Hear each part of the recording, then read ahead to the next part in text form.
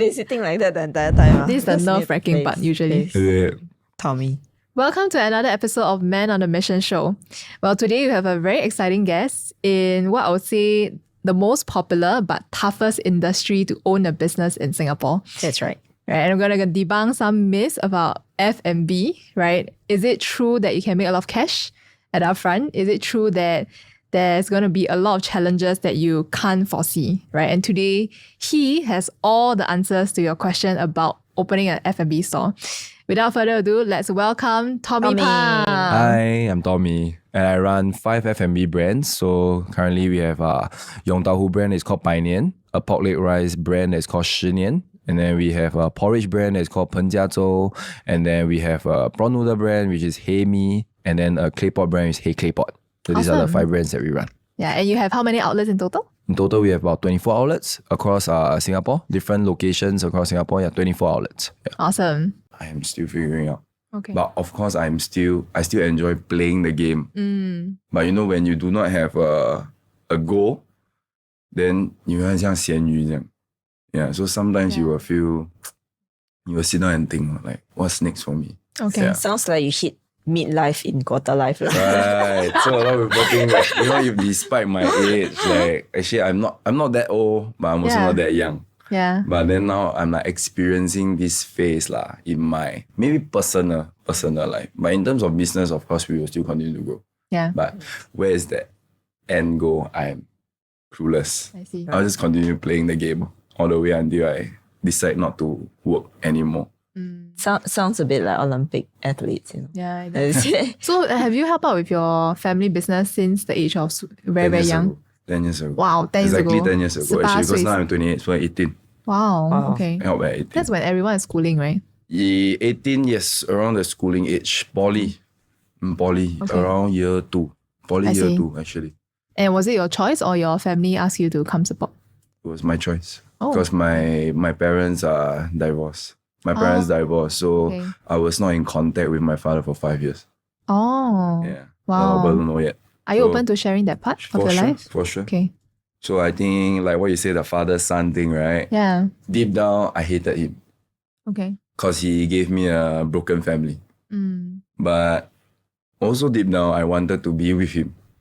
So that was also one of the reasons why I decided to go and help him. I see. Because after that, then I knew that, hey, my dad is a hawker. Like, I know he's a hawker. Then like, Yeah. 10 years ago, it's not like what it is now. Yes. Being a hawker is not something to be proud of. Yeah. It's shameful lah. So when people ask me, what does your dad do for a living? I say he's a chef. So Okay. there's like something that, and then being a competitive person like me, right, I'm very competitive. So like, I was thinking like, hey, can I, number one, go to my father and say, I want to join the business. You know, because I enjoy doing business as well. Okay. So I wanted to say, hey, can I join the business and then see how I can help in any way? Yeah, you know, should I just finish my diploma and then after that maybe go to culinary school? Or what should I learn? How can I value add? You know, at that point in time when I'm very young, I'm clueless. I don't know anything about the industry. Yeah. So where can I value add? So I was asking him like, hey, should I go to culinary school? And that's when he tell me, give me a little bit of clarity that you do not need to go to culinary school Okay. to run the F&B business. What's the thinking behind it? Isn't it good to Because- learn a skill set before you go into workforce? Correct. So it is of course good to have a skill set whereby, you know, you learn how to cook, you learn how to do something in terms and then monetize that skill set. But in that, at that point in time, I think my dad feels that because we have like existing current brands Yeah. that there's SOP run. If we do those existing brand well, we'll have resources in terms of money.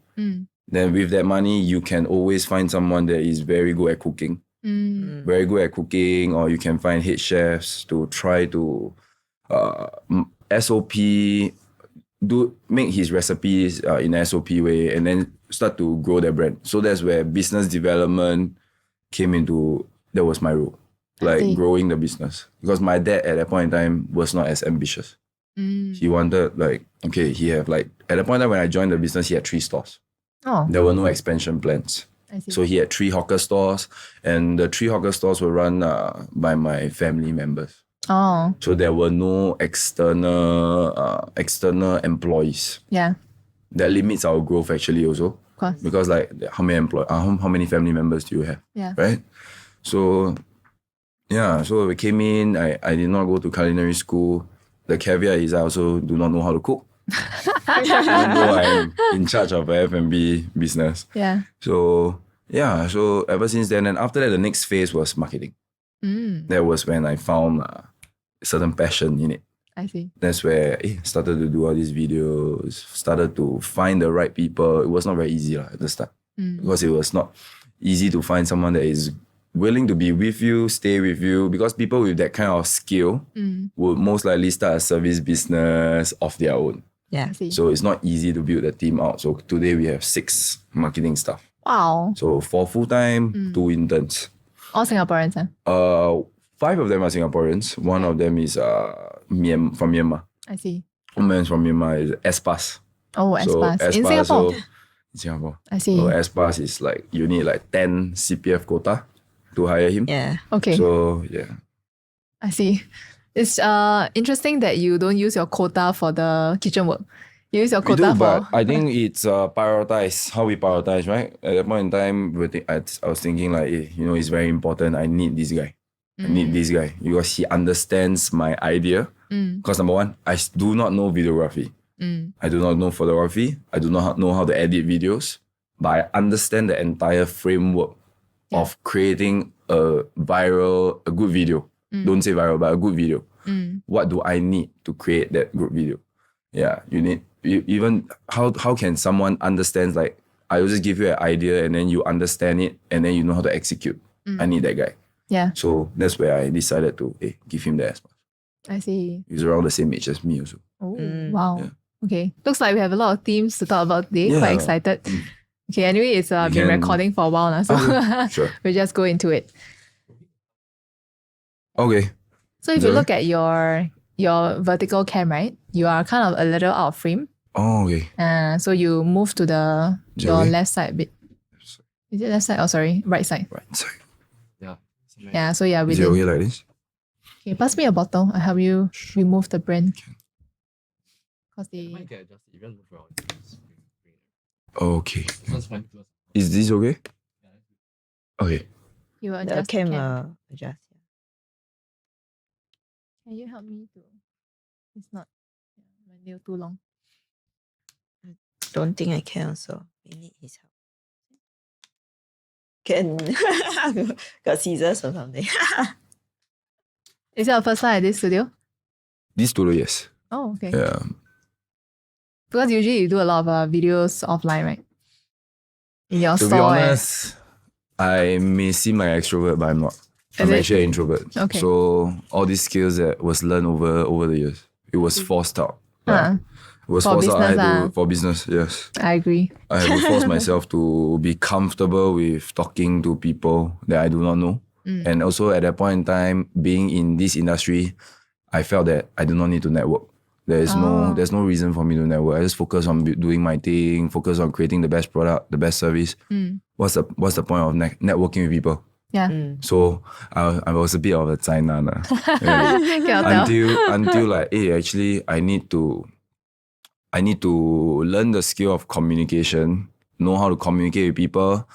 Then that's when I know how to lead a group of people. So that's where I decided to really attend courses to go and learn about speaking. I see. Yeah. Yeah. So I Train extrovert. Not say, but I didn't train really very well, but after it flows naturally. Maybe deep down inside me, there is like a speaker inside. But, yeah, but I was a very introvert person. Even since young, I was very shy. Yeah, so I was stutter in my words because I don't feel very comfortable talking to people I don't know. Yeah. But now it's a bit different lah. Now it's a bit different. I'm a lot more comfortable. More natural. So yeah. Definitely sound a lot natural. Yeah. Yeah. I think it sounds like we're all introvert. Yeah, we're all introvert. Yeah. Okay, let's begin. So we'll do the intro at the end when we are a little bit more easing into this space. Right. So maybe you'll start with your current state. Can you share with us? I understand that you have 5 F&B outlets. Right. those 5 F&B brands and Right. 24 outlets. Right. Yeah. So what's your current state in terms of how many employees you have? Where are your outlets all around Singapore? Currently, we have 5 F&B brands, which is the porridge, the yong tau hu, the pork leg rice, the clay pot place, and then what's the next one? Porridge, pork leg Hae mee, rice, is it? hae mee. Yeah, so hae mee. So then currently we have about 150 employees. Wow. 150 employees. Yeah, 150 Wow. employees across 24 locations. Wow. So scattered around the island, but mainly in the east side lah. Oh, So it's I've not have any outlets in the west yet at the moment. I see. We are How trying to come? work on that. Because it's a little bit far for us. your workplace is very important. Right.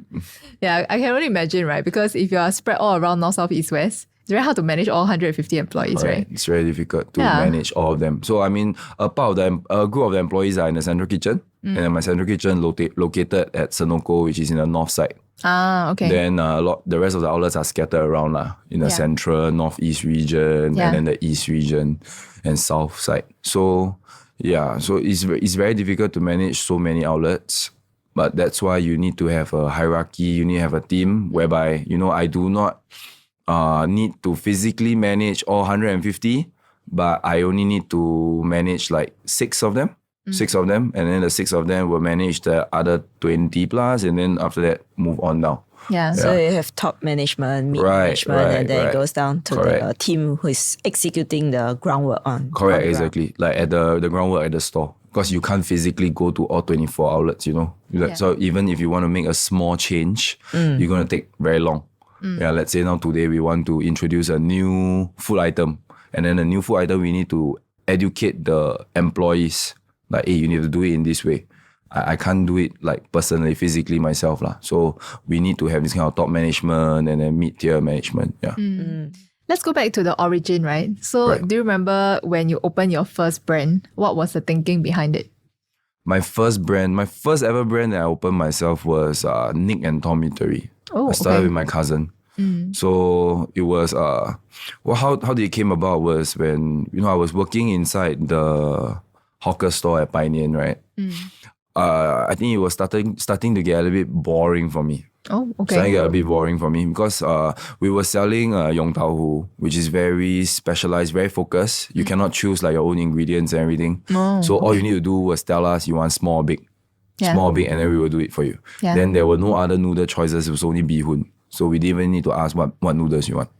So it was starting to get a bit boring for me. And it came an idea whereby, hey, can I start a restaurant whereby I also sell that kind of like everyday food, also sell hawker prices, but there are a lot more variety. And that's when Nick and Tom was born.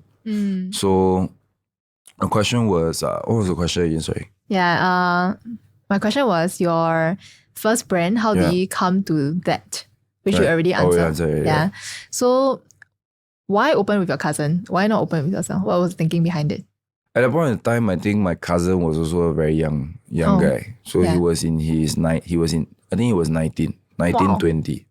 Then he was also someone who's very similar to me when I was at that age. Like he wanted to do business one day, he wanted to do well for himself one day. So I would say, hey, how about you, since you do not know what you want to do yet in future, do you want to do this restaurant together? Because he's also a type of person that he's willing to do the groundwork. I see. It's not a lot of people that is willing to stand for 12 hours. Not a lot of people are willing to serve, serve customer for 12 hours, just do cashiering for like 10, not 12 hours. Yeah. So he was willing to do that.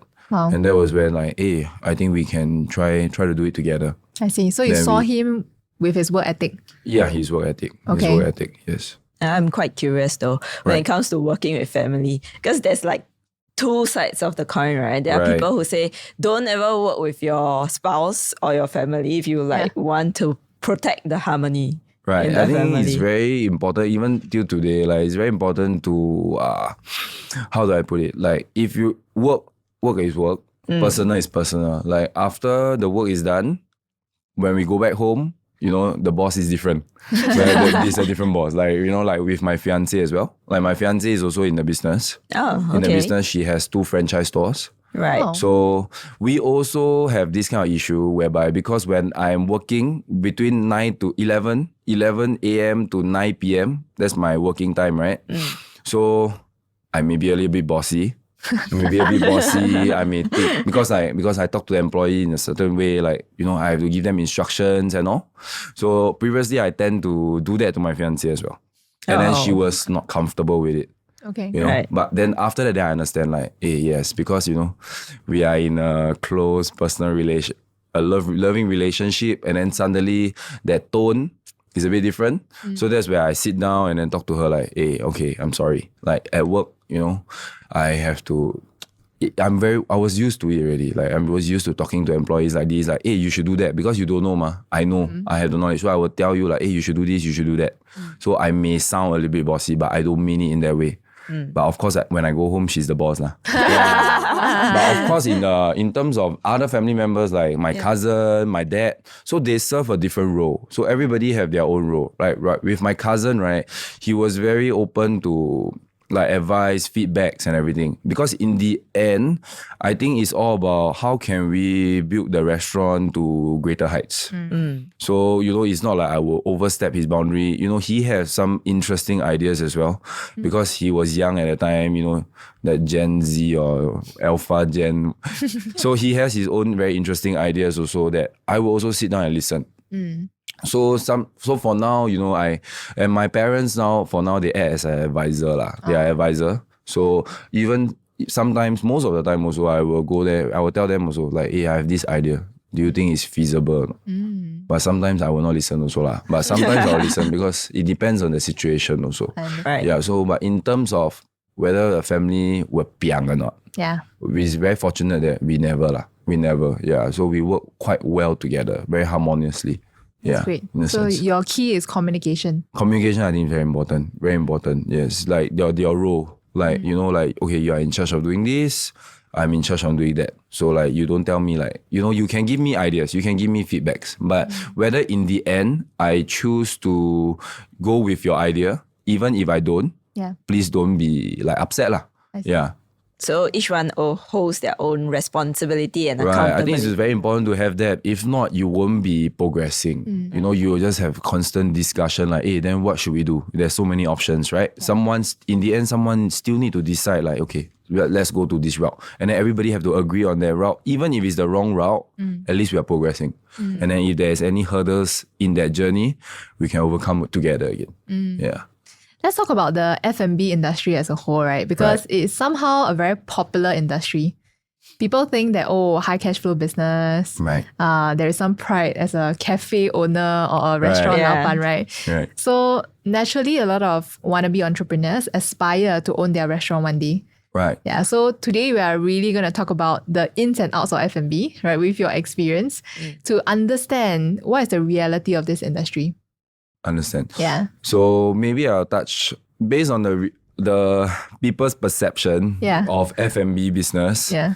It's a high cash flow business, like what you say. We're dealing with a lot of cash, you know. But a lot of people think that doing F&B is a very good choice because they can make a lot of money. They can make a lot of money fast. Yes. But it is actually not the case, unfortunately.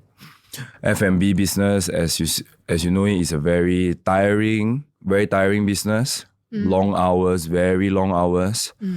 Basically, you will lose your Saturdays and Sundays. So, because Saturday and Sunday is the most busy one, most busy period. Yeah. So you will lose a lot of that kind of fun times with your friends, all this. That's number one. You don't have a lot of time for yourself. And number two, in Singapore, F&B is very, very competitive. Yes. It's very, very competitive. So you being someone that is your first time doing F&B, thinking that it's a very low barrier of entry. Like you can easily start something with someone running a food store or restaurant or whatever. All you need is money. But it's very easy to open, but it's even easier to close. So a lot of people think that they will make a lot of money easily, but it's not true lah. So a lot of people ask me, hey, should I start F&B business? Usually I would say no. Unless like you are very passionate in cooking, you have the last few years you like to cook at home, very passionate about it, or you go to culinary school, this is your passion, you wanted to grow up to be a chef or whatever, okay, go ahead. Because in the end, if it's your passion, you will be able to persevere, even if you fail. Yeah. But if this is not your passion and then all you think about is earning money, when you fail, you're going to feel very big, it's going to be a very big fall. Yeah. And then you will never do it again. So in the end, then why do you even do it in the first place? Yeah. Yeah, I think if you really want to make money, there are a lot of other industry that is a lot better. Like on the internet, it's very easy to make money on the internet. You can start a service-based business. But for F&B, it's very competitive. Singapore is just this big. Yeah. There's a lot of food choices. And Singaporeans' standard of food is very high. And then especially in this current economic situation, right? Yeah. They want very high standard of food, but they don't want to pay so much also. Yes. So where do you balance that? It's not easy to survive. Because, as you considering the fact that all our costs has went up tremendously ever since COVID. Yeah, I spoke to one of my friends who used to own a Japanese ramen store, in Singapore restaurant. And he told me, comparative to Indonesia, for example, where he was when he started something in Indonesia, literally around him, there was no competition. So Japanese store, he's the one and only, right? And it's filled because, well, if you want to eat Japanese, you have to travel all the way there and it's filled all the time. Whereas in Singapore, it feels like you throw a stone and there's like 10 Japanese outlets everywhere. So it's very difficult because a lot of people are selling very similar food, similar in the taste. It's Singapore's food market, right? Generally, all the food is quite nice, actually. Like the standard all very high. Yeah. So how do you stand out in this group, so big group of F&B brands, F&B food, right? How do you stand out and then do well to survive and even thrive? It's not very easy. It's not very easy. Like what you just mentioned, like opening in Indonesia or even opening in Cambodia, where the competition is not everywhere. Like stone throw away, there's a ramen shop, there's another ramen shop. Yeah. Singapore is a lot of ramen shop. So it's very difficult to stand out. Yeah. So it's not only just you need to have a very good product. Maybe 10 years ago, the landscape's a bit different. There were not a lot of people that want to be a hawker. In today's context, there's people that goes to uni. After uni, they graduate, they start a F&B business. And there are a lot of people that do well. And I know some of them that do very well. But a lot of them, they don't really do very well. But a lot of people want to start F&B business. So, but it's very competitive. Very, very competitive. It is. I think last year alone, was it 3,000. 3,000 over the highest closed, in 20 right? years. Yeah. Wow. Highest in 20 years history. I think also about the same number opened. Right, I contributed, I think, about 17 stores inside the 3,000. Wow. No wonder you know the stats so well. Yeah. So, but it's the harsh truth. I think we are still in the aftermath of the COVID situation. Oh, you think so? I think so. I think so. The aftermath. Yeah, I think we are still in the aftermath. It's not going to be an easy year as well. This year wasn't particularly easy as well. I'm not so sure when, because it's a cycle. Yeah. Sometimes the economy will do well, sometimes the economy will do not very well. Yep. So we are in a not very well situation. But of course, it will always turn out well. The rainbow will always come. But like what I say, last time you only need to have a very solid product, you will do well. Like in Singapore, 10 years ago, if your food is very nice, word of mouth will spread, then you will have business. Correct. But today, having a very solid product is not enough. You need a very solid packaging. You need a very solid marketing to stand out, because there are too many nice food already. Why should people come and eat yours? Right? See. Yeah. Maybe straying a little bit, but I was very curious because we talk about like Japanese and all that, right? We say stone throw away. Literally, we have like 10 ramen stores or at least Japanese outlets. How did you choose your product? Because it's quite interesting. It's not natural, at least to me, that if I'm going to open a chain store or something, to go with pork leg rice, for example. Right. Like, how did you choose that? Did you land upon the product first and it was great and then you decide to go there, or you see where the Singaporeans like in terms of their taste and where it's underserved per se? Because I'm sure if we say Japanese, then it's very hard to stand out per se, right? Not only in Japanese I mean, there's a lot of as you know, online, there's a lot of food trends. Yeah. There's a lot of new viral trends. So what's my thought process when I start something new today is number one, the food has to be sustainable. It has to be a food whereby in 1 week, people can eat at least twice. That's number one. That's one of my criteria. Okay. Number two, it has to be affordable. It has to be below the price range of $7, $6, $5, that price range. Not something too expensive. That's number two. Then also, it has to be somewhat like our hawker culture food, Singapore food. Okay. So that's number three.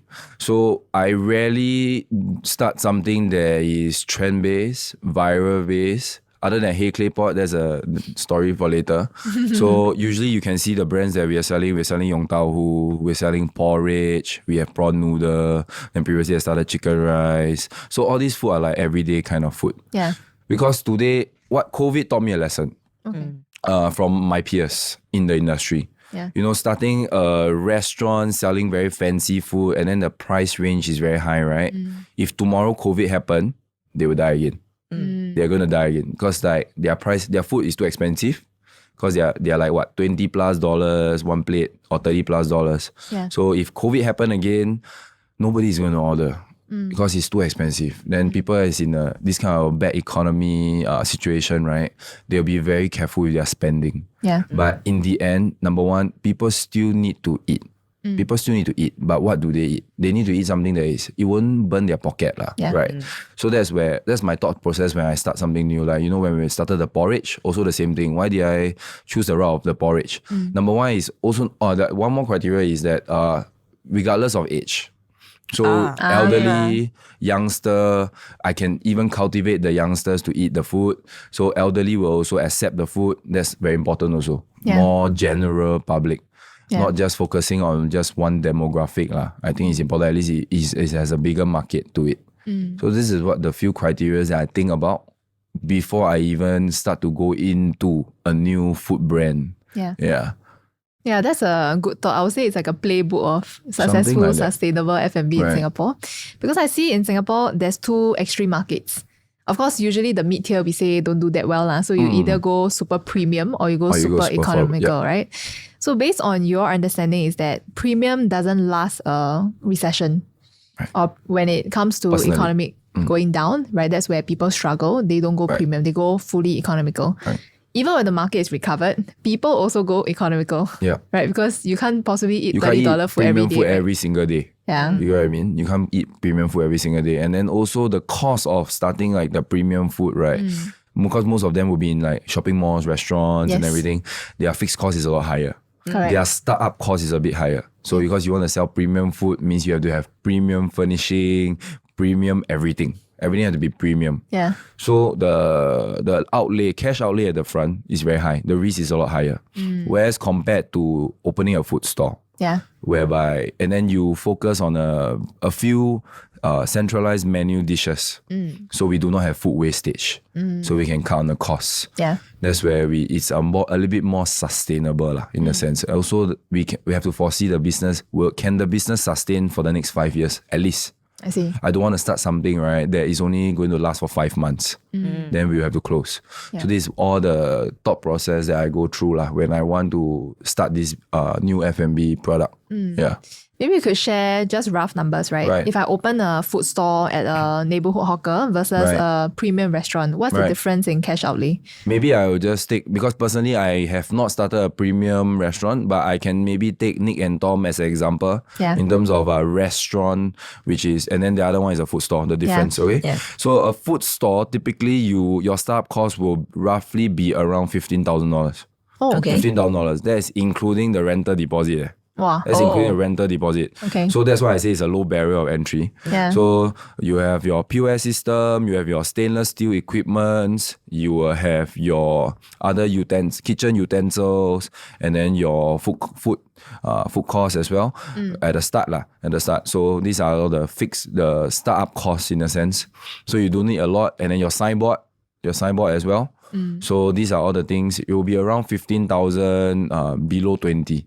Okay. For a restaurant, it's a bit different. The rental, number one, is a lot higher. And then number two, the deposit is minimum is 3 months. So assuming, let's say you're 3 months. So for Nick and Tom, at Serangoon Garden, my rental was 21,000 per month. Yes, per month. my gosh. When I first started at Serangoon Garden. Okay. So the deposit is $63,000. Oh my gosh. $63,000. Okay. Then it was a bare unit. Oh, It was bare unit. Oh, So no. bare unit, Okay. you have to do So you need to flooring, fit out you have to do the exhaust, you have to do the aircon. The total amount will come to about 300 plus 400,000. Wow. That's crazy. So the difference is like a 10. Wow, that's how many times? 200 times. yeah. Yeah. Oh, So that's insane. it's a very big difference. That's Yeah. the reason why even today I'm a little bit more careful when I go into such a high risk. Unless I have 95% confidence that I will do well, yeah. I will not touch it. Yeah. Okay. So last time maybe a bit more ambitious, a bit more hyung. That's why, go through all the mistakes when I started Nick and Tom, lost so much money. I lost about a straight 8 months straight. 8 months straight I was losing money. Oh my gosh. Because and then somehow at that point in time, I did not have the marketing capabilities that I have today also. I see. So even though my food was nice, nobody knew about it. My branding sucks also. And then previously it wasn't even called Nick and Tom when it first started. It was called Phu Thai.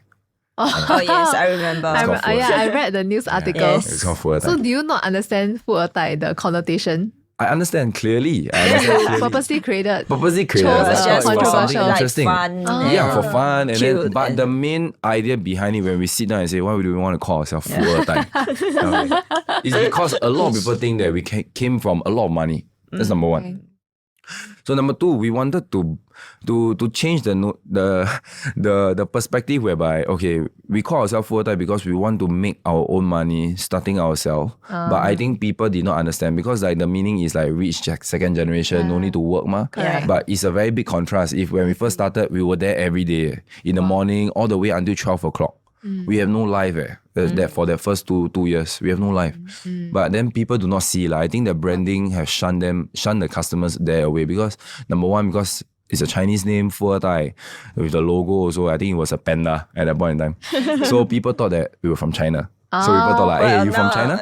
Definitely even more now. Right. So then people did not understand our concept. Right. Like, inside we were selling Chinese food, Western food. Yeah. Because I personally love Chinese food. Okay. Then my cousin liked Western food. That's where we came about the idea of starting a Chinese Western food restaurant eatery.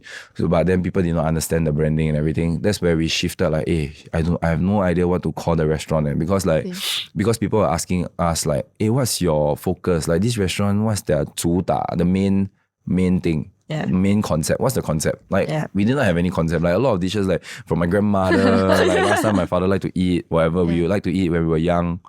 Then that's where we call ourselves just calling and Tom lor. It's not like at that point in time, personal branding was the thing. Personal branding was like up and coming. They help? Next thing, it did help. People understand. People understand. I think we okay. were the very first few that was daring enough to put our face. I see. Our own face on the signboard. The signboard was very big, and then put our own name, and then people understand the story. People start to relate to our struggle. Like, hey, actually I didn't know this restaurant was started by two young boys. Oh. How about we go in front and look at the menu? Then they look at the menu like, hey, actually the food looks good. Let's go in and try. Right. Last time people didn't even want to go to the menu. I see. So I need to be there outside, like asking, hey, people, hi, like people walking past, right? Yeah. I'll be standing at the restaurant outside, like, hey, you want to come here and eat? You want to come and see our menu? We have blah, blah, blah, blah. Then I'll just repeat that. Yeah. But nobody care. Nobody care. see. Yeah. So when you create a concept, moral story is create a concept. Don't create something that people will not understand at the first look. Right. Exactly. Exactly. And I think you I have to be guess- very... Just say, yeah, go ahead. I was just saying, I guess the name of it also, because a lot of times, I've come across quite a few clients, right, where they try to name something. It's more because conceptually very fun. Like conceptually it tickles us because we know the backstory of it. We are like very into it and we understand it actually is not exactly that, but we want to put it that way, right? And then the main customers go question mark. Right. I think if today Phu Thai was a bubble tea brand, I think maybe the people understand. Right. But I think for that point of time for us to use that name was not very suitable. So I understand also whereby people's even though people now enjoy mala a lot, like from China, right? Correct. But I think there is still that barrier. I think now it's getting better and better because a lot of China restaurants are coming to Singapore. But previously, last few years when they were not entering Singapore, right? I think people still was not open to the China thing, China style. China style. Let's talk about the current brands and franchises, right? Because in the past, maybe 2-3 years, there's a lot of Chinese franchise that came to Singapore. Right. And based on what you told me just now, wow, their cash outlay is not cheap at all, especially at mega malls. Right. So easily one franchise you open up, you have to 400,000. Yes. So how do the economic make sense for them? How did they expand so fast as well, right? Correct. I think all these Chinese brands that are entering into Singapore, I think they have built a very strong foundation in China. In China, they have built a big business in China, like even for like we say Hai Di Lao. Hai Di Lao at that point in time have like 300 plus restaurants in China. Yeah. So they have a lot of cash to play with as well. And then a lot of people there. And then even what is that? Another brand is called Wei. Yeah. China. Yes. I remember that. They have 27,000 outlets. 27,000. 27,000 worldwide. 27,000 outlets. So entering into Singapore, even if they don't do well, I believe they'll be okay. They'll be okay. Cover costs already. I mean, they have done well, not to discredit them or anything. They have done very, very well. So, but they are playing with a lot different resources that we locals are playing with. You know, it's like a whole different level.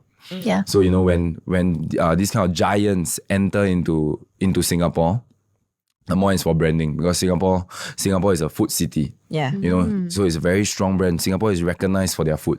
I see. So they want to enter the Singapore market, and then with Chinese people out there, the competition is not that strong for the Chinese concept food.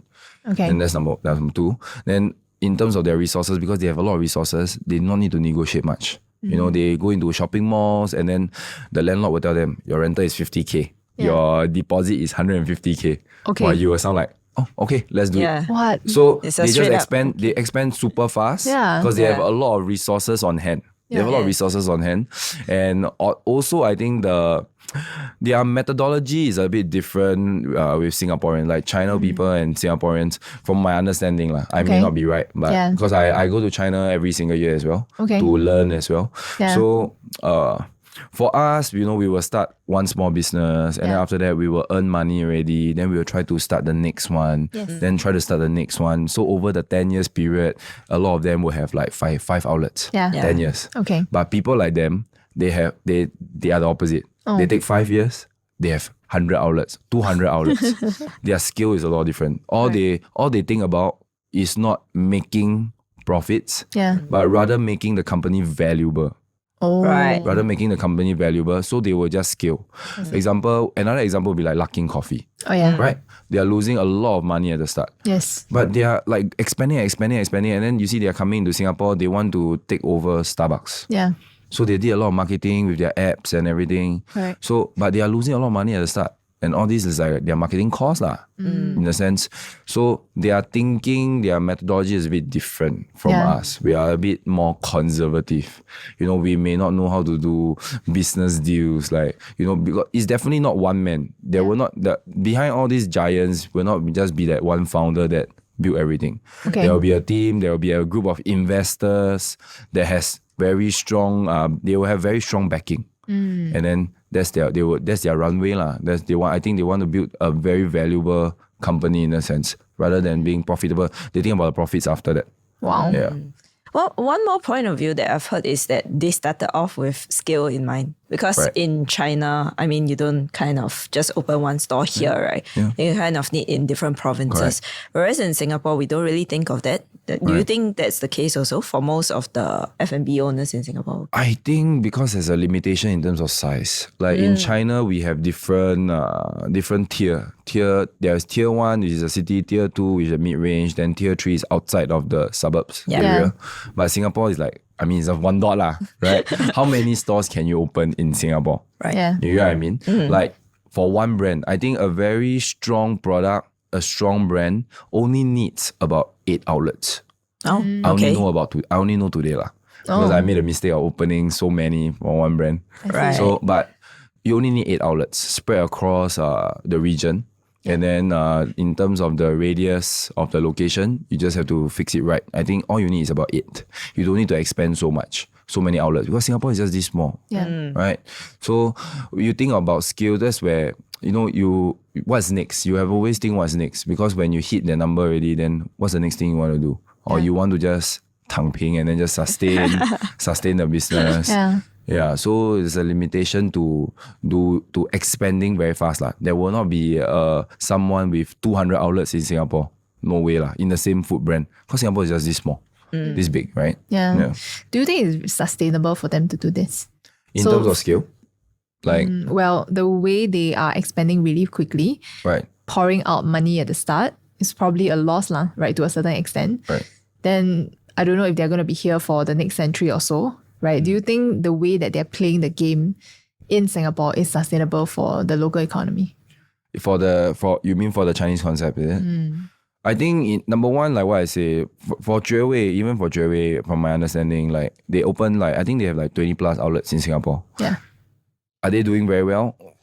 If you go to their outlets, I'm not so sure. We don't have a lot of people, right? But I don't want to discredit them. They have a different mindset of coming to Singapore. They want that brand. They want to say that they have outlets in Singapore. Okay. So they can prove to investors hey, I have outlets in Singapore, I have outlets in Myanmar. Wow, Singapore, it's a very recognized country. So that solidifies their branding. And then that's where they can go and do other things as well. So it's a little bit different skill when we think about it. When we think about doing business in a certain country, we want to make money. We don't want to go in and then lose because we cannot lose. Correct. Right? We don't have that much resources. Yeah. So in terms of skill, is it sustainable? Is it sustainable or not? That's why it boils down to when I first was sharing, whereby the different food concepts that I start has to be sustainable. It has to be sustainable. It has to be here for the next 5 years at least. For the food. People have to be able to eat every day kind of food. I do not want to start something that cannot sustain. If you have skill, then you will have a central kitchen. Yeah. So a lot of them, if you want to expand that many outlets, right, you will need a central kitchen. Okay. So there are a few mistakes that people make. First hand I have experience. I saw it with my own eyes also. Yeah. People with only 2 to 3 outlets, they go and start a central kitchen, thinking that they will be very big. They will be the next giant. But they never foresee other issues as well. Like what? Running a central kitchen is a whole different business again. Okay. You have your fixed cost is very high. You got a lot of equipment. Then you need to, because of the SFA rules, you need to segregate every single departments. Whereby vegetable is one, you cannot mix. You cannot mix. So vegetable will be one room. Yeah. Your meats will be one room. Your seafood will be one room. So what does that mean? Every single room, there will be one person working. You cannot one person do everything. Okay. So you got more staff also. You will need more staff. So your fixed cost will be very high. Your labor, you will need a lot of labor. Yeah. So do not open a central kitchen when you only have 2 to 3 outlets. You only open when you have 6 outlets. Minimally. I feel minimally, at least you'll be able to cover your profits from the 6 outlet will be able to cover the fixed cost at least for the central kitchen. Then you think about scaling, because the people that will open the central kitchen, number one is to get economy of scale. They can keep stock, they can order more stock, and then they can keep, so the food cost will go down. But they need to make sure that they are able to cover the fixed costs, the daily monthly running costs of operating the central kitchen. I see. If you do not have enough cash to cover, that's where you will go down.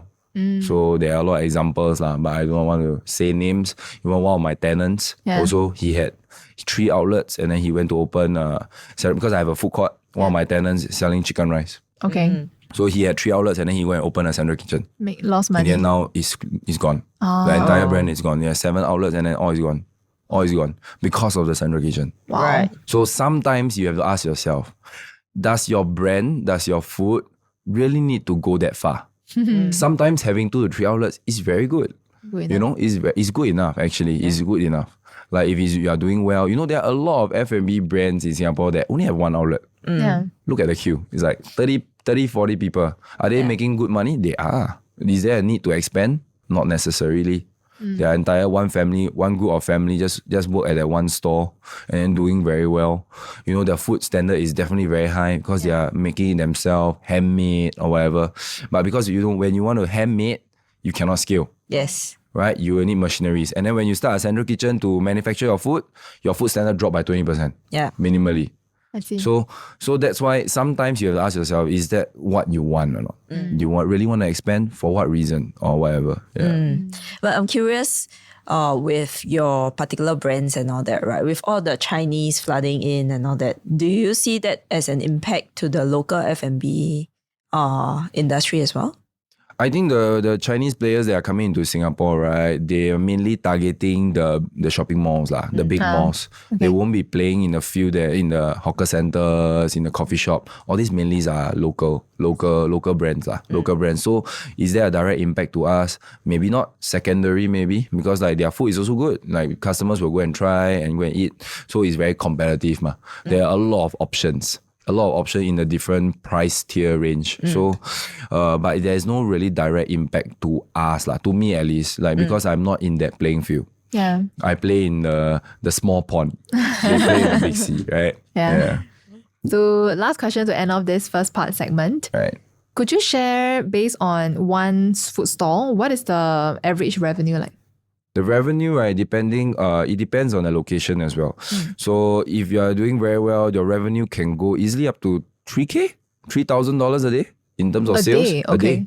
So 1 month you hit about 90,000. Oh, okay. So in the food courts, like in your kopitiams and everything, there are people that are doing 150K. Oh, 150K a month in terms of sales. I see. But of course, their costs also a bit higher because in terms of this kind of food court, they will take a GTO in terms of percentage of sales. The landlord will take a percentage of their sales.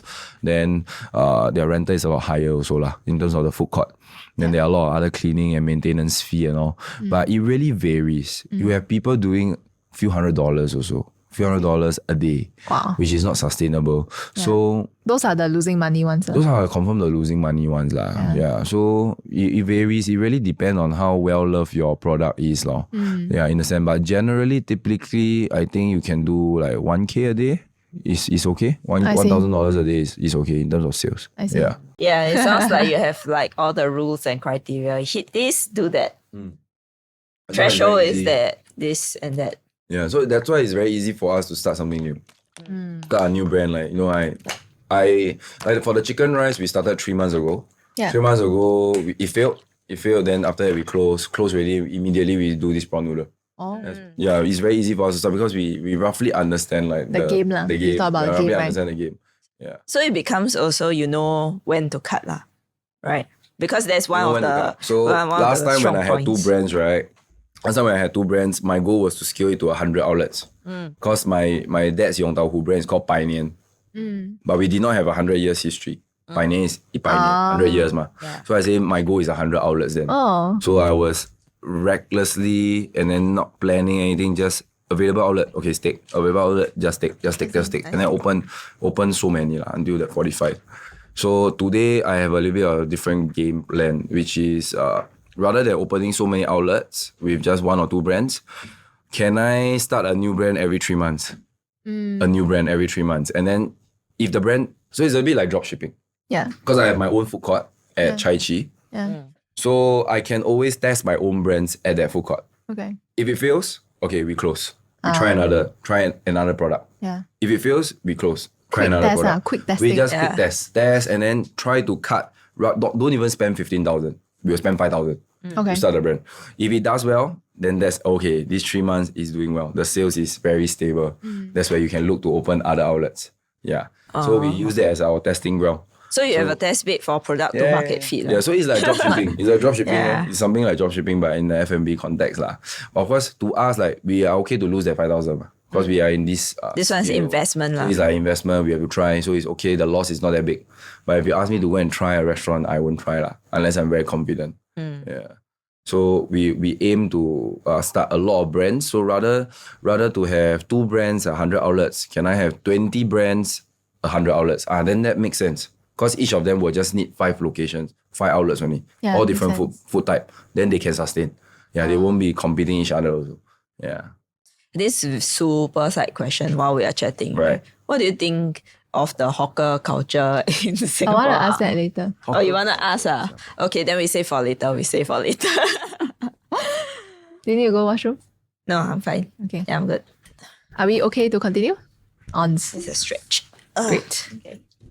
So I'll focus more on your personal side. Okay. Because literally part 1, right, we heard about the F&B playbook. You literally have a success formula to open again and again, right? Yeah. Which is kudos to you and your experience. Right. So now I want to hear more about your personal stories and how do you identify as currently you being a F&B multi-outlet owner right now, right? And we talk about hawker culture also. Do you feel right now, at least the younger generation, still have some sort of notion against being a hawker? No, I don't think that notion, I think, is completely dropped off already. Oh, you know, okay. like even on, you can see online, like Yeah. 8 days eat. Every other day there's someone new. There's a new food brand. And then mostly are youngsters. They're in their 20s. They're in their 20s. They're like 21, 22. And then there's one also like doing stir-fried Hokkien mee.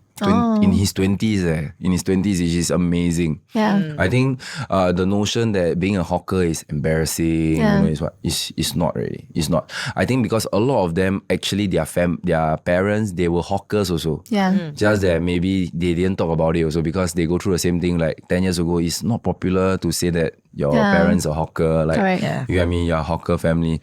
So it's not popular. Like it's quite embarrassing to say that because like it's like very lowly, you know what I mean? Like that's the perception back then. But Okay. now it's a bit different really. Now it's a bit different. People, they respect the young hawkers. You know, there are a lot of young hawkers now. A lot of young hawkers now in their 20s and doing very well as well. So I think that notion is completely dismissed really. Yeah. Why do you think there's such a shift? Why is there such a shift? Honestly, I feel maybe a lot of them want to start a business, I guess. A lot of people want to start a business, but they do not know what to do, what to start. And then maybe so happen their family or their relatives are in the F&B business, you know, and then they also probably understand that everybody need to eat lah. Everybody need to eat. So if you really have a viable product, it's okay. You can start that business, that F&B business you want. But of course, provided you must be passionate to serve your customers lah. You don't just think about money. Yeah. So I think a lot of youngsters like, hey, actually this is viable, can do. Actually can do, but like what I say, you need to be passionate about it lah. You need to be passionate about it. The reason is because you might fail lah. And if you fail, you have to be able to take it and then start over again. Yeah. I see. So let's talk about your starting ground, right? Because I think online there were people saying that, oh, you're actually from a hawker family, you have a lot of resources, you started off your parents' money, so on and so forth. But do you think that helped you in gaining part of your success today? I think when I entered the family business, right, what I learned was all the hard work that my parents put in. My parents were still working in the store. Yeah. They were still hawkers, not like today, right? Yeah. So, did I came from a very rich family? No. The answer is no. You know, the answer is no. My mom, my birth mother works a 12 hours job at Tiempo selling jewelry. So her salary is about $2,000 a month, trying to feed me and my younger sister. I see. Because at that point in time, my parents were divorced. Okay. So my dad was on his own. Yeah. You know, he was still lost because Pioneer was started 13 years ago only. Oh, okay. Yeah, was started 13, 14 years ago only. I see. So when I entered the business 10 years ago, I think he was running about 3 years. Only 3 years only. Yeah. He was in his late 40s already. I see. So he started very late. So if we were from a rich family, why did he need to start a business at age 46, I think? 46 or 47. We wouldn't need to run a hawker. He wouldn't need to be working inside the hawker store. Yeah. I think at that point in time, people think that I came from a rich family because maybe Pioneer was starting to get more and more popular. The Yong Tau Hu brand was starting to get more and more popular. And then we had 3 outlets lah. At that point in time, having like 3 or 4 outlets at that point in time, wow, it's very good already. Feels like, very big. Feels very big already. Like, wow, they're like some giant. feel very But they are not earning a lot actually. They are not Okay. earning a lot actually. They are like working in the store in itself. They also don't have their personal time. You know, they were working inside the store. Like we were not from, how is that rich? I don't understand. You know what I mean? But what I learned really is because when I entered the business, I also did everything that they were doing. Like I help everything. I try to learn as much as possible that I can with the entire business. Then that was when like I came to Nick and Tom, like, I wanted to start Nick and Tom Eatery, right? How many years were you in Bai Nian before you started Nick and Tom? 2000, I started Nick and Tom in 2019. 2019. Okay. So I think a good, how many years? I was in Pioneer for 1.5, 2 years like that. I was also in the central kitchen. I was in the central kitchen also working. Yeah. Understanding the manufacturing process also. But then before I started Nick and Tom Eatery lah. I see. But till today, I do not know how to cook. Because in the end, is it really... You're not a chef. Yeah, I'm not a chef also. Like, but I mainly focus on business development and marketing. Okay. Business development marketing. Like, am I very interested in cooking?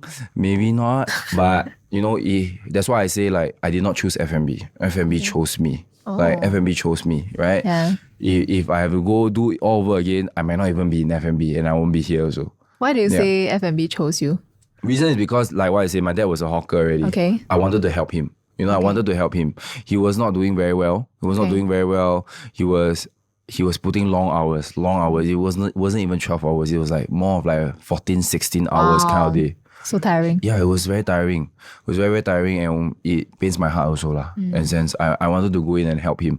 Like at that point in time, even when my parents were divorced, there was a good 5 years actually. 5 years that I was not in contact with my dad. Because deep down, like I hated him. Like he gave me a broken family. He left, left the family. But, I still wanted to be with my father, actually. 血浓于水, right? Blood is thicker than water. So I wanted to be with my dad.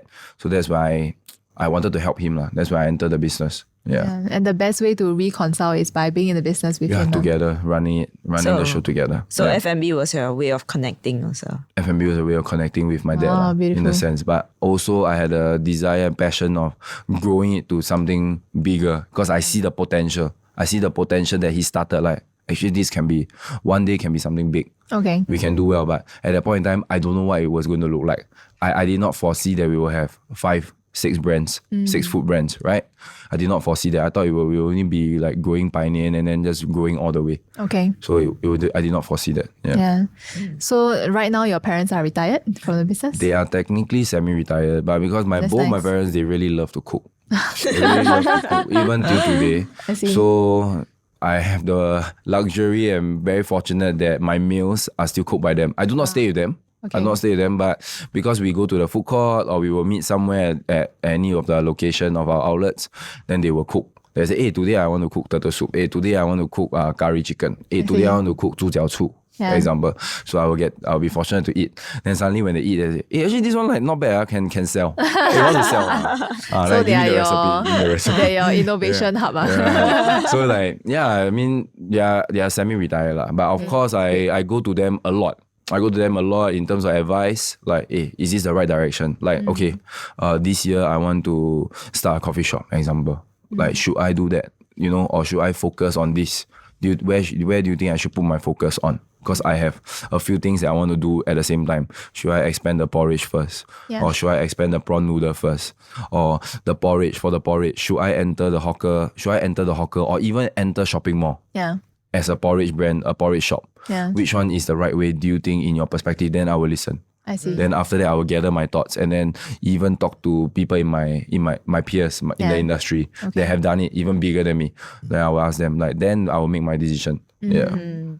So I'm curious, do you consider yourself then as second gen hawker? Yeah. I think I still do consider myself as second gen hawker, but in a little bit of a different, because second gen hawker, I think a lot of people are like, they really cook inside the store, right?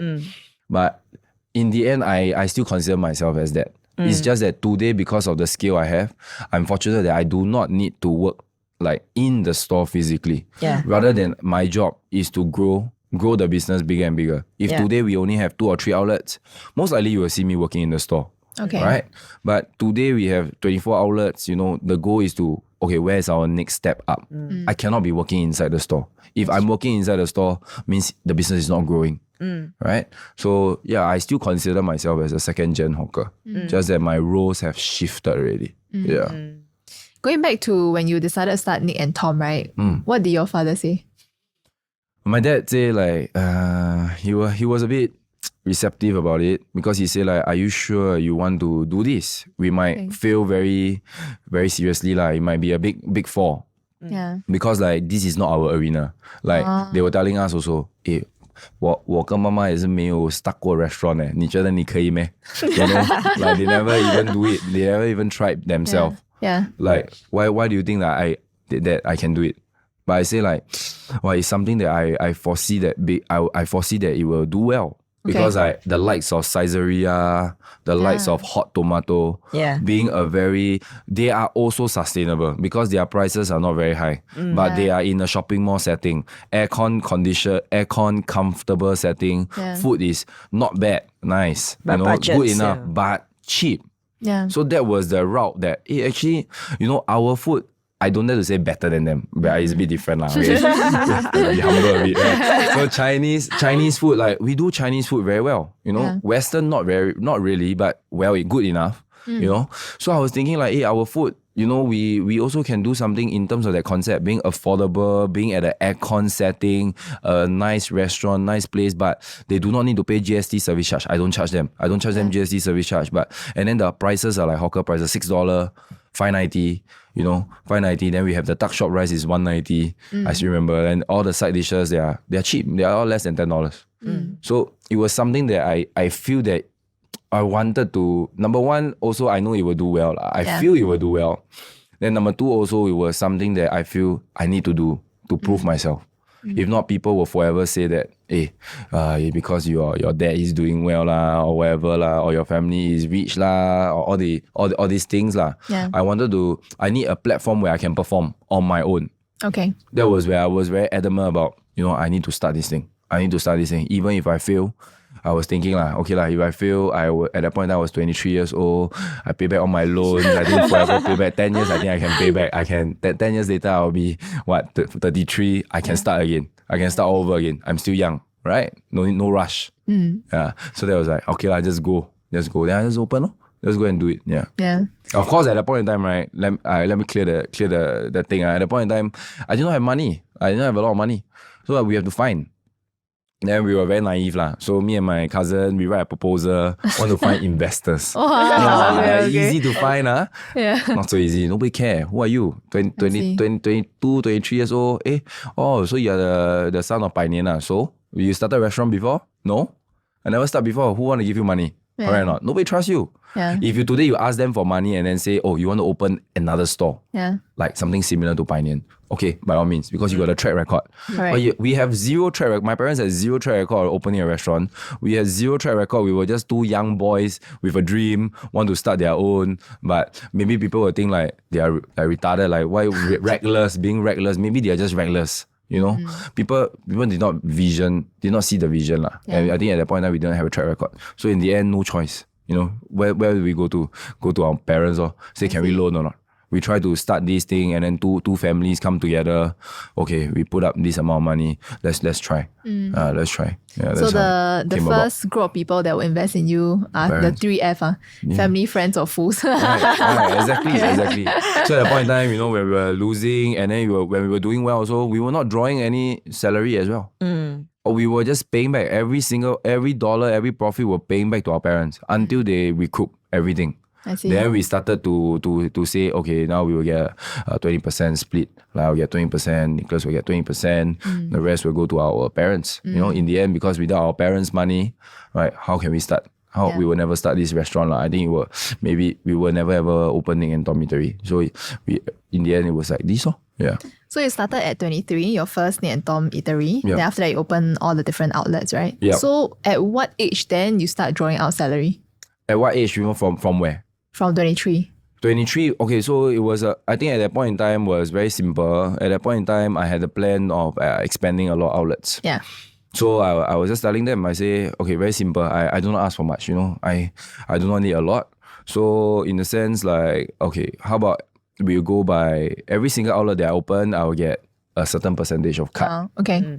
Then I will focus, my only job is to expand as fast as possible. I see. So that's where I get my, in terms of salary, I don't have like a fixed salary. For now, today, Profit cut lah. Profit cut, yes. So my salary is like ranges, like my every month is different. Every month is different. On good days, you're like, whoa, the money is good.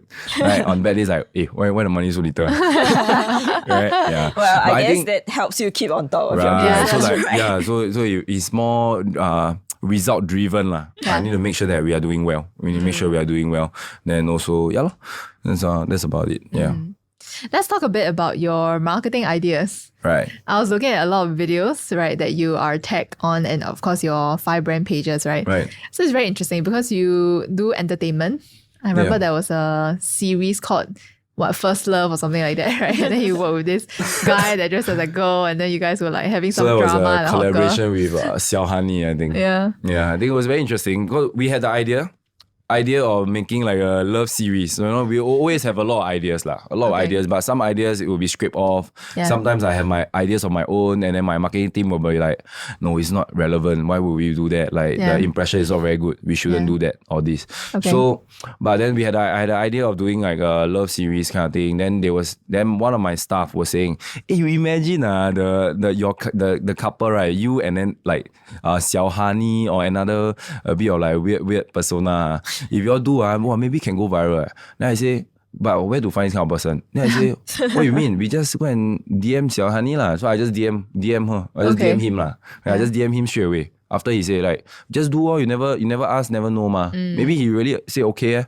Yeah. So in the end, I DM him. After a while, 30 minutes, he replied already. He said okay. He said okay. Then I say okay. When we were in discussion, I was telling him, I say, okay, your rates in terms of rates, right? Because our demographics. Our demographic audience is very similar to yours. You're like a lot of young people that watches you because you are very entertaining. So for our F&B brand also, a lot of youngsters watching. I think we can bring like, because I don't see a lot of Singapore, you don't do a lot of content in Singapore. Yeah. I think this will work very well. Can we negotiate in the rates? And he was very open and he was okay with it. So he traveled from Malaysia to Singapore to do that video. So I told him, say, you don't need to do anything. We will give you the script, the video. You don't need to bring your camera, whatever. Everything we will settle. We will do the scripting, everything. All we will do it. You just need to act. So that's what we did lah. The video. This is just one of the videos. They help you bring a lot of sales for those videos? Not necessarily. Not necessarily. Okay. There are some videos that we do, right? It's just purely for entertainment, for awareness. Yeah. You know, because we can't be too salesy as well. Like not every single video, hey, come and eat my porridge. Hey, come and eat my prawn noodle. Like, you know, you have to do content that make sure that people like you first. People like you. Okay, like you see this love series, right? Where you're watching, you do not know it's like a porridge brand or whatever. But after watching that video, you might click into the profile. Yeah. And when you click into the profile, our profile will sell the food on its own. Yeah. You have photos of the food, you have videos of people taking the porridge or whatever, then it will look appetizing. Then they might think, it actually looks not bad. Like, then maybe they are hungry at that point in time. They will say, okay, why not we go and try? But they have never tried it before. So does it directly convert to sales? I'm not so sure. I'm not so sure whether it will directly convert, but we do certain contents that are just purely for entertainment. Like we just want to, entertain our loyal fan base lah, because we have a following in each of the account as well. Yeah. So yeah, I think doing content, I think at a very early age, I already knew that content is something that we don't do. But I struggled a few years lah, because like previously when I wanted to do marketing for Pioneer, I wasn't really good at it. I did not know how to do videography. I did not know how to do photography. I did not do scripting. I did not do like content planning, copywriting. There's so many things. I did not know how to do all this. But I understand like, okay, marketing, this is what I need. So I started to find people. Because I find people, it started off with one person. After that, there are a little bit of returns. Hey, like not bad. We got like engagement. People asking like, are you open, all this? More and more people asking us online. That's where, okay, I will find the next person. We'll find the next person. Slowly grow the team. Till today we have 4 full-time staff.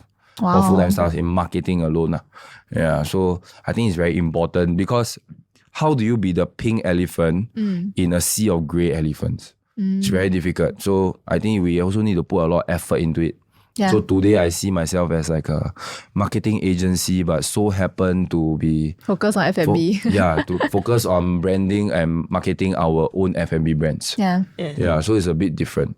And also something I enjoy also, like, it's very creative, it's very fun. But because of doing content, right?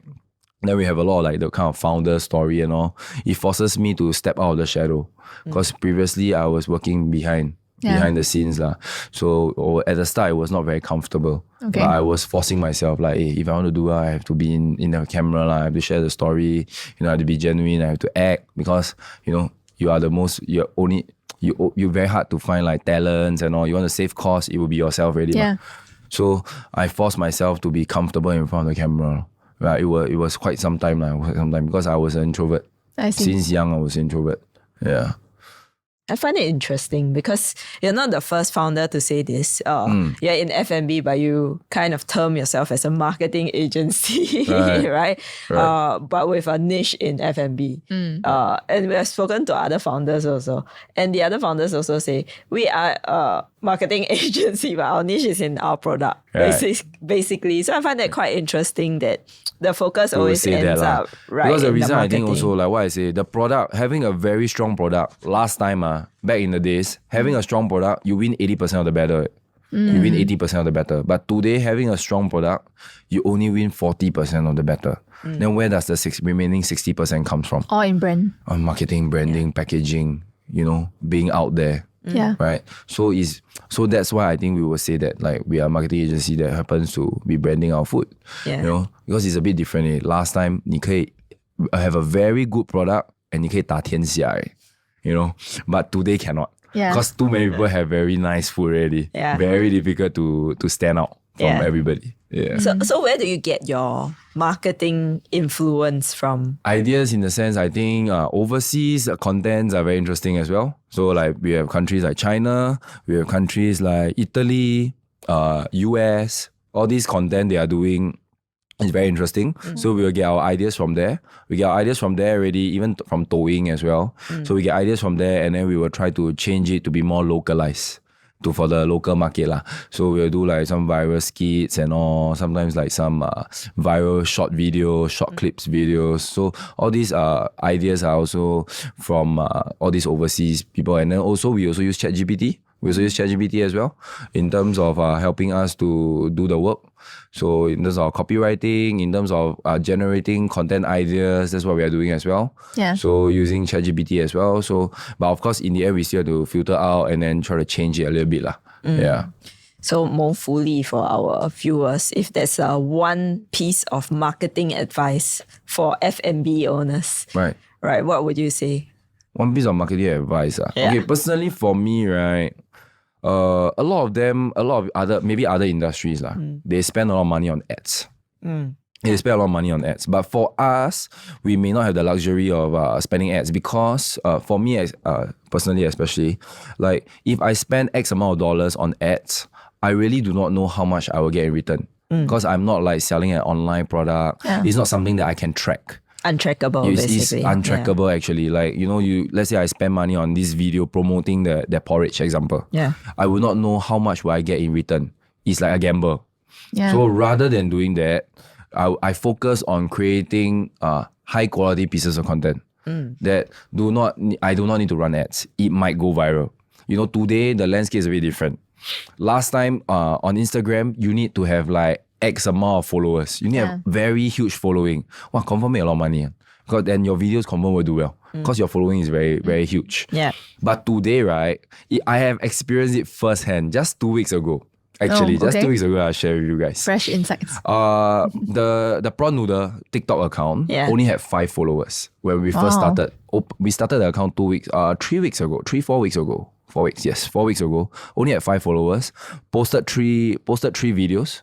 Then also 2 videos or 3 videos, I forgot already, but also under 10 followers. Then that one piece of content came out. Straight away shoot to 6,000 followers. Wow. Yeah. Just in that one day. One day alone, we gained 6,000 followers. I was telling my sister, do you know, right, to reach 6,000 followers, I spent 11 months, like Hey Claypot lah. Hey Claypot has 6,000 followers on TikTok, or 5,900, I forgot already, but around that number. I spent 11 months doing 100 pieces of content. Wow. Number of posts was 100. 100 of high quality. It wasn't like normal videos and all that. We were putting in a lot of effort in the videos, but today just one piece of very strong content that resonates with people, and then look at the effect that you have. And that's where I see also, like immediately when the business start, boom, we're long queue. Oh. Then I understand already. Cannot be one. These people come from where? Yeah. How did people know we open today? It's confirm it's online. That's where. But I cannot track exactly in numbers. Yeah. I only can see it visually. Wow, how do you even start? Like first day, we weren't running any form of promotion, and then people. There was a long queue. Like it was a long line even till today. Like until now. So.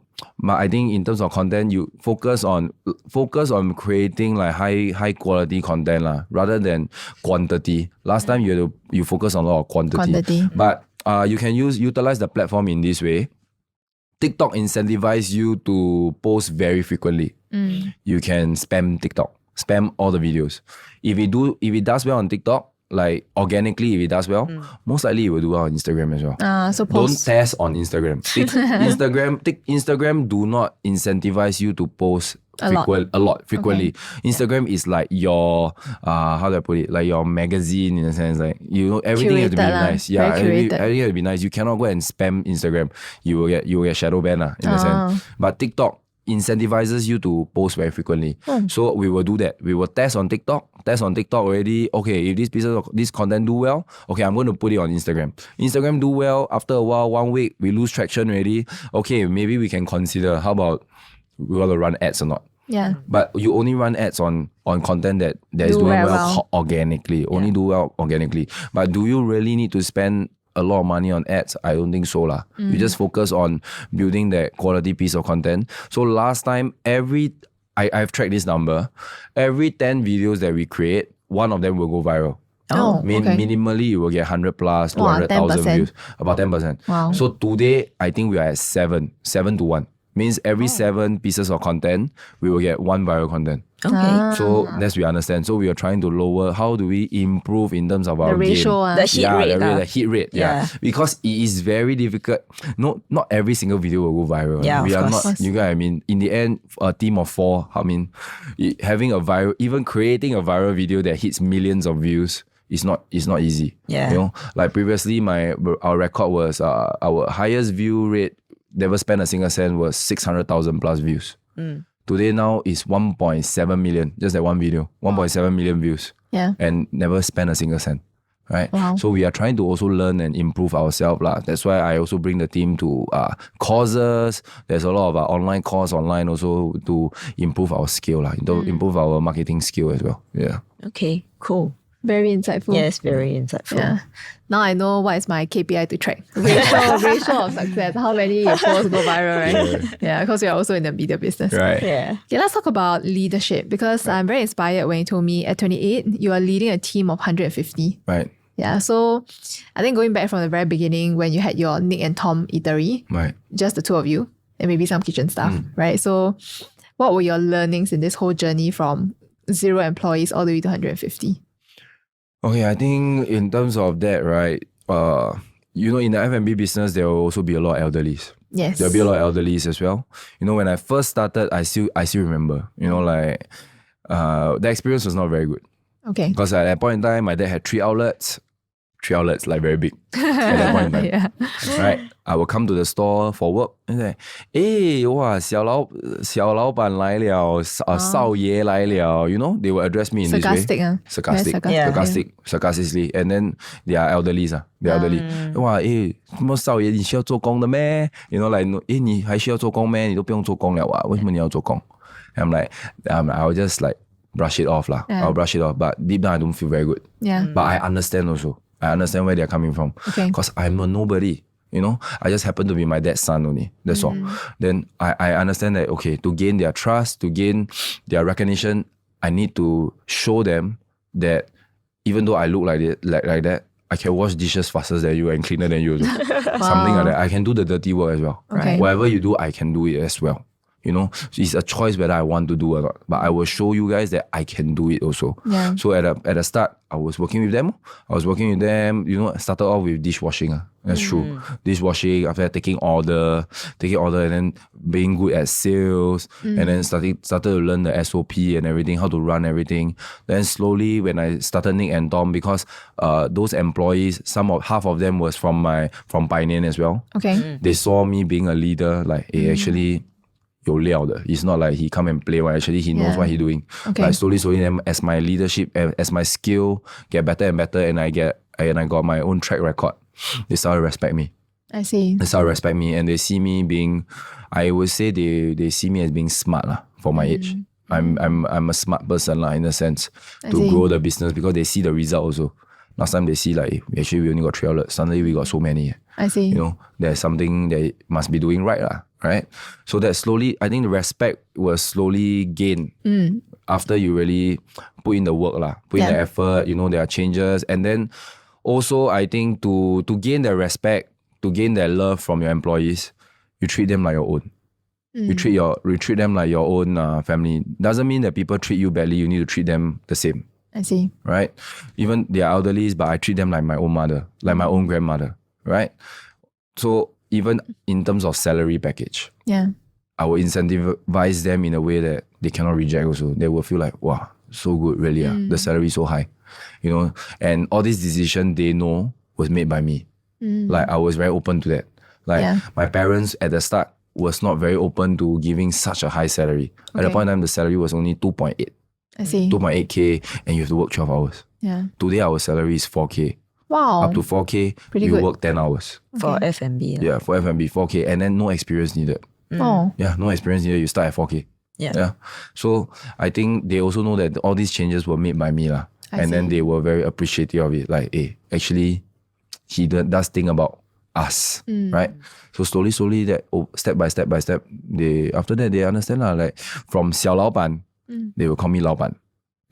So that's the change, the difference. The drop of one word means a so lot, that one word means a lot, right? That one word means a lot. Like 小老板 is like, you know, you're just the son of the real boss. But today people call me as 老板. So it's different. Yeah. That's where you know that.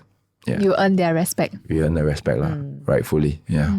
Yeah, but I'm also curious. This one not so much on the older folks side, right? But in F&B or hospitality, we've always heard that HR or staffing is always one of the most tough thing to overcome. Because very 辛苦嘛. Yeah. Out in the heat, hard work, and long especially in the hours. hawkers, you need local staff to work and everything. So it's not easy to find such employees, especially being Singaporeans. So even for Singaporeans, rather than incentivizing them with just a salary, it will not be enough actually. It will not be enough. We will have to give them a cut. Give them a percentage of the business. Okay. Make them feel that they are part of the business. I see. There are no such thing as employer already. Only partners. Only partners today. So I will incentivize them in this way so that they feel like, hey, they are also part of the business. So they don't feel like all this effort is worth it. You know what I mean? Like, and the money they are earning, also good money. If they put in the effort to take care of the business for me, they are also incentivized in a way because a cut of the percentage goes to them as well. Yeah, but then also because they are part of the business, in terms of hiring, they will also find people to come and work. I see. Because like they see it as their own business. They don't see it as my business already only. They will see it as their own as well. So they will go and find, their friends, maybe, 你要找工作啊? Come, 你要来这边吗? You know, like the salary is good. And then you prove yourself, then you will get a percentage of a cut. So that's why in terms of turnover rate, in terms of employees, it's good. Our turnover rate has improved a lot. A lot after we have shifted that change in terms of the salary package and then incentivizing them, the turnover rate has dropped tremendously already. It comes to a point whereby, you know, I'm just going to grow at scale. I don't want to earn so much. Don't want to earn so much that like what I was used to earning, but rather, you know, giving it back to the employees and then continue to scale bigger and bigger. In a sense, but you know, running it together and being sustainable. Yeah, so it changed a little bit. Yeah. What attributed to that mindset change? Because previously you probably earn more, then the salary not as good, probably. Right. Then after that, when you make that switch, right? What was the mindset behind it? What was the reason why we wanted to do that change, right? Okay, so previously at that point in time, where we had 3 outlets, right? There I was in the business. Then over the years, we grew the number of outlets. Yeah. We always cannot overcome the hurdle of number 10. Like every time where we hit 10 outlets, we will happen to close 1. Then we will go back to 9. Then after we open back, then we will close 2. Then we will go back to 8. I see. We cannot overcome I cannot get my 11th outlet for some reason at that point in time. So I was thinking like, hey, what's the issue? Like, our employees, like, we keep getting stuck at 10. Then we get stuck for like 2 years, 2 years like that, trying to go and rebuild it. Then that was where I feel like, hey, if we want to grow, continue to grow fast, we want to scale, I think we need to put in more effort in terms, you want to grow, you need people. Yeah. You will need people, you need a lot of people. Yeah. So in terms, if you want to get these people, means your salary, your way of incentivizing them, even giving them an opportunity to open their own outlets. That's what I do. Like, I will share with my employees 50-50. 50-50 means they will come out with a startup cost, assuming the startup cost is 15K. Yeah. Each of us will come out with 7.5K. Then we will start the business. They will have 50%, I'll get 50%. They will run the show. They will hire. So that's where I started to grow very fast already. Wow. Yeah, in a sense. Yeah, rather than, franchising to someone that you don't even know, why not I give the opportunity to the people that are working with me already? Isn't it better? They are working inside the store, but of course it has its pros and cons in a sense. Yeah. What's the cons? Because I can imagine the pros being that they already know the SOP, they kind of know how. Because the first hand, I think in terms of cons, right? The first hand experience that I had was, because previously they were earning 4K. They were earning 4K a month. And then all these youngs, they were young also, they are young. They aspire to be a boss one day. They think that being a boss, they don't need to work. They don't need to work. They just have employees, can already. Then the store can run on itself. But it's actually not that. So at that point in time when we had so many outlets, right? Because he had 50% cut. Yeah. And usually depending on the location, sometimes it will take us on very, very good, solid location. 2 months we can break even. Third month we will be profitable already. Right. Sometimes it will take us 6 months. But sometimes if we are lucky, 3 months, 2 months, we can break even and then we will be in profit. So all these people for the first time tasted money for the first time. Tasted money for the first time. My partners tasted money for the first time because I was telling them like, okay, so long you can manage the store for me, like, okay, you don't need to really work physically. You can be your own boss, but you have to manage the 3 people properly. Yeah. But because they tasted money, they started to have other hobbies and bad interests. Oh, okay. Then they did not put their attention in the store. I see. Where they're supposed to. They take things for granted. They think that, okay, now we are in profit, good money, then it will continue to sustain all the way. But it's not the case. If you never put in a business like a baby, you don't go and take care, you don't go and go down and spend time with the baby, it's gonna be rotten. It started to go downhill because they started to go and buy car. At one point, my employee, that partner, right, have a nicer car than I drive, than I have. I mean, at the start, it was like, wow, we're in a bubble, like, wow, okay, not bad. Wow, see my employee can do better than me, like drive a nice car, nicer car than me. But then, like, all fun, but he did not put the attention at the store. Then the store started to get lousy and lousier sales because he was not working in the store also. He was just relying on that 50% cut and then just say like, oh, yeah, I got go down and see, okay, their food, everything. But when I asked the employees, so this guy, he come how long? He come 30 minutes, eat already, then he go already. Like, you never even spend time with them, never teach them properly, that kind, That's why you don't go and blame like, oh, because like, then they will say like, oh, because we got so many outlets already. That's why now not doing well. Because we're fighting internally each other. I say, but that's not the reason. If this location is bad or whatever, at the start you won't even do well. Yeah. If your location is bad, at the start you won't do well at all. So nothing is coincident one. Everything happened for a reason one. You can do X amount of sales means you can forever do that amount of sales. If not, you will never achieve that sales one from the start. So in the end, I had a lot of this kind of partnership at the start to grow to 45 outlets at that point in time. Wow. Partnering with all these youngsters, people my age, people that were doing Grab food previously. Like, I would just go up and ask them, how much are you earning a month? Then they will share with me. Then I say, do you want an opportunity to be your own boss? Come and learn at my store. I will teach you all the SOP. Then you use your salary, you slowly pay, we can start a store together. Wow. And that's how I grew it to 45. Wow. Yeah. Okay. At that point in time. Yeah, but of course, like what I say, the con was it was the first time they tasted so much money. Right. So their attention, they started to be lazy as well because they had employees. They do not need to work in the store. Yeah. So that's where the food standard of certain stores start to drop. So that's why, and then COVID, at that point in time, COVID happened also. So we had to close our outlets because it did not make sense for us to have so many outlets, right? Because it was purely on delivery. Like there were no walking in, dine in kind of thing. The hawker centers were also like closed at that point in time. Yeah. So it affected us as well. So we had to close down all the outlets. And then after that, we closed, I think left like 18 or 17, I forgot already. Then after that, we built our way back up. Now today we are stabilized at 24. I see. So how was that for you? Because it's your hard-earned brand that you built up.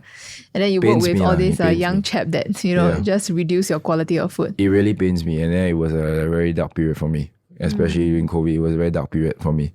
Because we built, especially for the pork rice brand, 10年, right? I built this, it was my idea entirely. I wanted to start this pork rice brand thinking that it can be the next chicken rice. But it's pork lah. Yeah. But for them to do that, like affect the stores and then affect the good name of 10年, it really pains me lah. It really killed me, like, and then when I visually see like one by one the stores started to close. And then when the store closed, they have to go back to being a normal odd job worker already. Yeah. It also, I put it upon myself. Is it my fault? Did I maybe at the start did not set out certain rules clearly that they should continue still be working inside the store? I see. Like maybe at the start I did not set the rules properly, and then I started to expand so fast. And then today they are not doing well already. Then is it my fault? It's my fault. I put it all on myself lah. So it really like killed me mentally. But after that, I say, I stand up, I say like, if I can do it, I can do it again. I really know how to do it. There is no reason like today I can open, you want me to open another 30 outlets in a year? There's a game plan to do it, no problem. But also, of course, we have to understand the current economic situation lah. So I'm a lot more careful today. I'm a lot more wise today because I went through a lot of mistakes, especially with Nick and Tom at the start failing, and then we're rebranding, and then from like 10年, the pork leg rice, and then all the other outlets, experiencing COVID for the first time. Yeah. All this taught me a lesson. All this taught me like valuable lessons, like, I cannot just attack. I need to defend as well. So assuming tomorrow COVID comes, will I be able to survive or not? So that's why all the decisions that I made, all the actions that I will take, this one I have to consider also. What if a crisis happens again? I have to tide through that wave lah. I see. So did you add on so-called instructions or new criteria for your partners and For now, yes, we do. So, and I'm also a bit more careful in the selection as well. A little bit more careful in the selection in terms of partners. Yeah. In the end, in general, having a business partner is like going to a wedding. Going to a marriage. Sorry, it's a marriage. Yeah. So we cannot go into a marriage, right? Not saying like when we divorce, what's the outcome? All this is very important. We have to say all the good and fluffy things. Wow, we have to say it's very nice to hear. Yeah. But when everything turns sour. Yeah. So everything at the start have to really, now I know that everything at the start you have to go and say out clearly lah, write it written out clearly. So I'm also a bit more careful in that partnership kind of thing. But also because the strategy has changed. So previously last time, like I only had 2 brands, and then we wanted to scale. My goal was 100, but I did not achieve that. But so the strategy has changed, whereby can I start a new brand every 3 months? So I do not need to open so many outlets for one brand. One brand, I just need to open 4 to 5 outlets, and I technically can do that on my own. Right? I technically can do that on my own slowly. 1 year I open 4 lah, rather than open like 20 a year, which previously I did. Yeah. Why not I just 1 year open 4? How difficult can that be? Yeah. So that's why it's a lot better, also a lot sustainable. Then also a lot more varieties in terms of the food as well. So that's why now we are in this direction lah, whereby every 3 months we will start a new brand, start a new food brand. If it fails, it's okay. We will start again, try again, with the lowest startup costs. I see. Is there an ideal number that you want to hit in terms of food brands? No, the goal is not 100 anymore. Yeah, the goal is not 100 anymore. But is there an end goal? Not so sure yet, but I enjoy playing the game. I said that, I will continue to play until I'm in my 50 lah. 50 year old, I'll retire. Okay. That one 50-year-old. I set myself at 50. So I have another about 22 years to play. Yeah. And let's see what I will do in 22 years. Yeah, but whether a number to hit like, I want 20 brands in the next 5 years, I do not have that number. Okay. I only know that I will stop working at 50, completely stop at 50, regardless whether is it my family or maybe one day my own children or whatever, or my other extended family that will be running the business. At 50, I will stop. I will retire completely. And I will set myself in that position to retire completely at 50. But in this process, in this next 22 years, I will continue to play the game and try to be the best version I can be. In a sense, not comparing with that big giant or what. Slowly we will grow and let's see where we reach. So your mission is to stay in the game in the next 22 years and do better every year. Yeah, and try to be better and better every year. Yeah, that's what we think. I think we see like day to day. I think in terms, of course, it's good to have like a very big long-term goal. But I think in a sense, for me personally, I feel every day what you do, the small habits that you do, it also amounts to something big. The change will be big. Like every day, just 0.1%, over a course of a year, it's a very big difference and change and big improvement as well. Yeah, so I just focus on the day-to-day, weekly. Yeah. Very inspirational. Curious to know, right? Because this is something that I've seen also. My favorite patissier, I think 3 years ago or so, they also tried to have their own little branch in Taiwan. It failed, by the way. Right. So I'm curious to know, with so many brands and having already kind of an established base in Singapore, right? Right. Is there any intention or any thoughts about trying overseas or doing anything? Things like this do come to mind as well. But I mean, previously we had a lot of inquiries also of going to Cambodia, going to all these other countries. Yeah. But at that point in time, I still feel that our brand was not strong enough locally. Okay. Because if you do well in Singapore, actually it's more than enough. You know what I mean? But of course, I think there are certain opportunities that come about. Even recently, I was talking with the Urban Hawker. Urban Hawker, they started the hawker center in New York. Oh, I see. So now they are thinking of going to San Francisco. Yeah. So they were asking would I be interested? I say, okay. Let's lay out the startup cost and then the difficulty of doing the business. What are the licensings that are required? I don't mind trying if the cost is not too high. You know what I mean? Because if I went open overseas, I will need to fly there. Then I cannot be in Singapore. Yeah. This is an example. If you open overseas, then you will need to go there, or you will at least need to have someone that is in charge of that country, right? Yeah. You cannot just go there and then just open and then what if it fails, It affects your name as well. So I'm a bit more careful in a sense. But I'm putting my attention on in Singapore to do well, build a strong foundation. After that, let's say you really want to go overseas, then we can talk about that. But of course, we need to build our foundation very strong that no matter what happens, that's providing us with the income. Then we can think of doing overseas expansion and then whether is that necessary or not. Yeah. Cool. So you spend to end off, I think it's an amazing sharing session so far. So thank you for that. Welcome. So you spend your entire, I would say, teenage years, or rather adolescence, young adult years, from 2020 all the way to 28, building your business. Right. So were there any regrets where, you look at your friends go to club and they're enjoying themselves, figuring out their life? Are there any regrets? Personally, I may look like I go to club, right? But my entire year, I went to club less than 5 times. Oh. 5 times. But less than 5 times. Birthday party and then poly last time 1 time. Yeah. My entire poly I only go 1 time. Wow. Yeah. Okay. Very disciplined. But I don't really enjoy the loud music. More like a Chinese slow music. Okay. But I look in a certain different way. But but I do look back into my teenage years. My friends, they were having fun. They were going to uni because I did not go to uni. They were with their orientation camp and all. Yeah. It looks like they are having fun and all. And I have a group of friends that also study in Australia. And at a point in time, I also wanted to go with them. But I did not have the financial means. Because you have to go there and study foundation 1 year and then you do your uni there. But I did not have the financial means and I couldn't find anybody to borrow me that money. Okay. So I was looking back and then I really did not play a lot during this age group between the 20 to 28. Mostly I was working. But also because of the sacrifice that I made during these years that today I would say that I'm comfortable. I'm comfortable. I get to drive the car that I like. You know, it's not a very expensive car, but it's something that I really like. Like I buy it not to show or to prove to anybody. It's something that I like. It was my dream car previously. Awesome. You know, it was a BMW. Yeah, you know. But then I also get to buy the house that I want. You know, I get to be able to afford a private house, private housing. You know, right? So these are all the things that, is it worth it? I guess so. I guess it was worth it.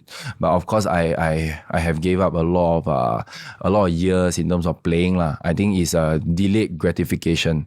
So today also the same thing. I'm thinking the same thing also. Today now I'm 28.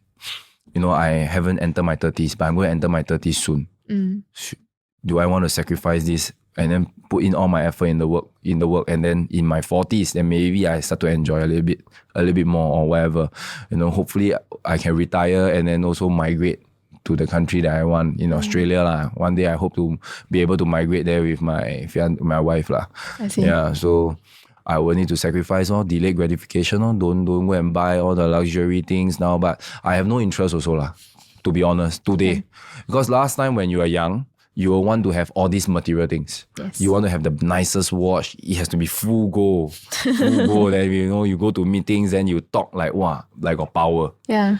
But today, like, there's nothing much I have to prove. And then, I've already achieved those things. I was able to afford those things, but it did not make me happy. I was still unhappy actually. Like, actually it's like that one. I get already, then, got a lot of, I would say, fake friends. People stay around you because of what they think of you, like what you have. Yeah. They were not real connections. I see. So in the end, I was still unhappy. So today I have no interest at all because I do not need to prove to anybody. I can wear anything I want. It doesn't need to be branded or whatever, just a plain black t-shirt or whatever, but I can do whatever I want. You won't judge me also because you know who I am also. Yeah. So a bit different lah, but yeah, we will continue to hustle and work hard and see what we can build until I reach the age of 50 lah. Hopefully it's something good lah in the picture. Yeah. What do you have in mind after 50 apart from maybe retiring Australia? Yeah, probably, what are you gonna do? I envision probably 4 dogs. Oh, 4 dogs, nice. fishing. Me and my fiance, we love dogs a lot. So we have a golden retriever and a Maltipoo. Yeah, Maltipoo. Yeah, so we want to have a slower pace in life. I think Singapore, the pace is really very fast. Very fast. Sometimes it's very cannot breathe also. Like cannot breathe. But when I go to Australia, like everything is different. It's very, very slow. It's very, very slow. And that's what we hope to have, that kind of lifestyle also one day. But of course, not complaining. Like in Singapore, it's very safe. It's very safe. And the support from the government is very strong. Yeah. Like even if today, like any new entrepreneurs that want to start a business, want to be an entrepreneur, I think the support in terms of grant, EDG or PSG, all these grants, is very good to help kickstart businesses. So that is very, very good about Singapore in terms of the government support. There's no excuse for you not to start that business. Money is not an issue really. It's whether your execution and your idea, whether is it viable or not. Yeah. So it's a lot of support from Singapore. Yeah. Great. To summarize, what would you say to a young chap who is aspiring to be a hawker owner or brand owner? In terms, if you're talking about aspiring hawker owner, I would say before you even jump into being a hawker, why not you go and work as a hawker first? Go and work first. Go and experience first. Is this the kind of lifestyle you want? Or are you okay to working 12 hours on a Saturday and Sunday or not?